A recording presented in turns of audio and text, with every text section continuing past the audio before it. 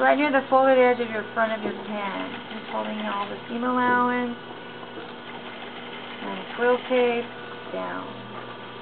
So that's the one side. Now you guys want to work on this side, or you want me to go on to the facing side? How are you guys feeling? There's the other half I still have to do. You're okay with this?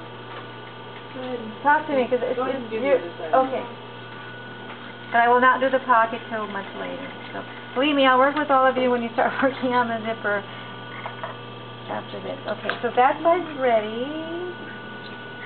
So now we need to put the facing on this side.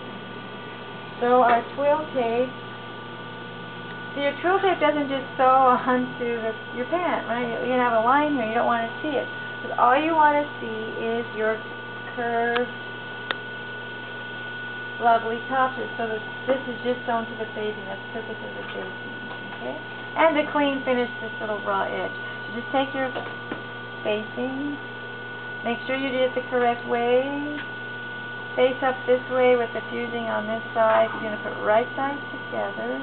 Now, this side is more tricky, class. Please make a big note to yourself.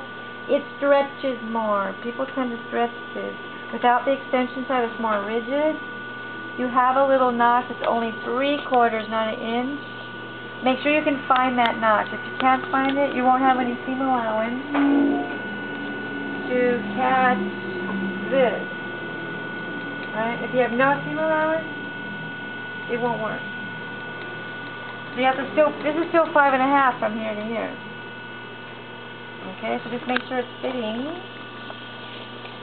Yes, the other zipper's on there, but just pretend it's not there. Put right sides together. This little notch needs to be your crotch again. The little notch where the zipper stops needs to stop right there. Now, if yours stretches, make a note to yourself. If it's stretching, the first thing to do, some of you have probably stretchy, weird fabric that's not cottony. Make sure you pin this notch, and if the waist gets a little too high, we'll fix it later with the waistband. Make sense? Because it does stretch. So start by pinning crotch, little notch there, and the waist, and they should fit. We're going to sew 1/2 inch. I'm going to flip it over, because you can't see what you're sewing. You're going to say, well, do we have to keep changing the foot? You really need a straight foot for this, but we don't want to keep changing it. It's up to you how you feel.